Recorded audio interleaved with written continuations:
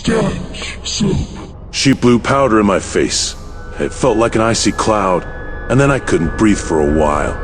There was just this stuff in my mouth all the time. It's scopolamine. It paralyzes you so that people can do anything they want to you without you knowing about it. That's what you're doing. She sat on top of me again, her breasts squashing into my chest with their full weight. You are helpless now. I tried to struggle, but she kept moving, pushing herself up and down against me until finally we fell off the bed onto the floor together. Me underneath, still trying to move as though I were having sex. I don't remember what happened next. I woke up naked on a dirty mattress, surrounded by unfamiliar furniture, in a room lit only by flickering candles set around a strange stone fireplace where someone had laid a smoldering fire. The door opened suddenly. It took me some seconds to understand that whoever stood silhouetted behind the open doorway wasn't human, but at least 3 or 4 feet tall. The thing walked towards me with 2 huge arms raised over its head like Christ being crucified upside down, and one clawed hand extended forward as though offering itself as a sacrifice. Its body seemed too small for such long legs. Hello? It said, its voice high-pitched and distant, more noise than speech. It moved closer to me, its heavy footsteps sounding from far away through water rather than carpet. Hello? I didn't answer. I couldn't move either, frozen rigid with terror. This is a nightmare. A dream. What am I afraid of? My own imagination? The creature approached slowly, every step causing the whole room to shake slightly. As it got nearer, I saw that the skin covering most of its face was wrinkled and shriveled, resembling nothing so much as dried leather left out in the rain. Beneath this mask there might have been eyes, but they were hidden in darkness. At the very top, barely visible above the folded edges of cloth tied around its throat, sat a pair of horns, twisted upwards like an old man's mustache. The thing stared at me with deep-set eyes that glistened wetly despite no sign of tears on its ancient, lined face. Do you know what day it is? I just shook my head weakly, not knowing how to reply, even though the creature hadn't spoken to me in words or made any sense whatsoever. It must be a dream. There isn't anyone else in my flat except me and the woman who tried to kill me. Or could I have woken up somewhere different entirely? I don't know anything about her, but maybe she drugged me and then brought me here. This, said the demon, making its way towards me slowly, each movement sending tremors through the wooden floorboards beneath its feet.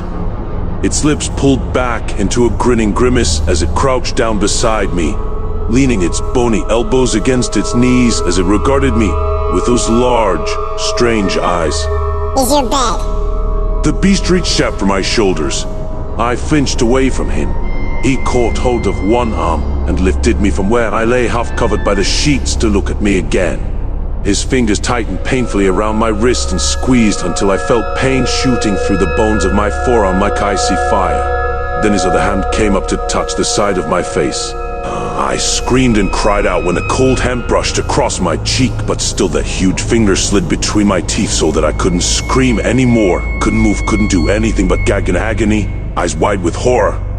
Do you know why you're here? Do you know? The creature stared right into me, ignoring my shrieks and cries for mercy, as its claw pressed against the corner of my mouth and pushed its thumb deeper inside, forcing something thick and warm onto the roof of my throat before he let go of me completely and stepped backwards, watching me writhe on the floor, clutching the place on the back of my throat where he had touched me while I struggled to breathe, struggling to escape. Then it was gone. I fell onto the hardwood floor in a heap.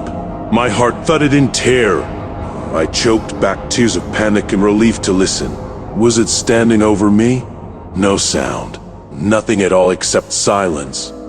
My mind began to clear after a time, and gradually I realized that my breathing was getting better as my body cooled down, as though some instinct were telling my brain that no real danger threatened now. This is only a dream. It can't be anything else. A nightmare, but nothing worse than that.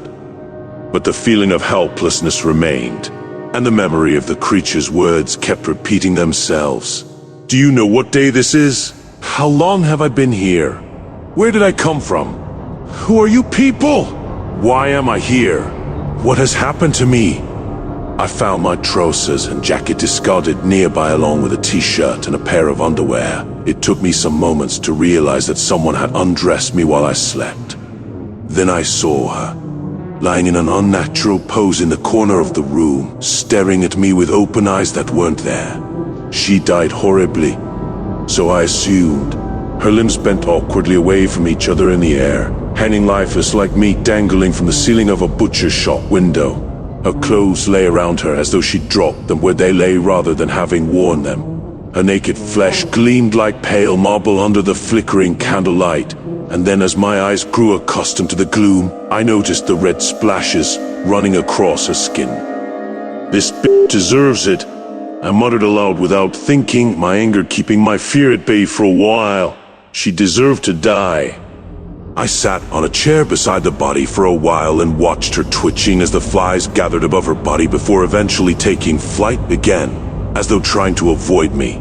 Eventually I left that awful room and went outside, wanting fresh air even if only to try to calm down a little bit. I walked up and down the pavement beneath the dark night sky until finally my feet carried me back towards home in search of more drugs, but this time just for fun.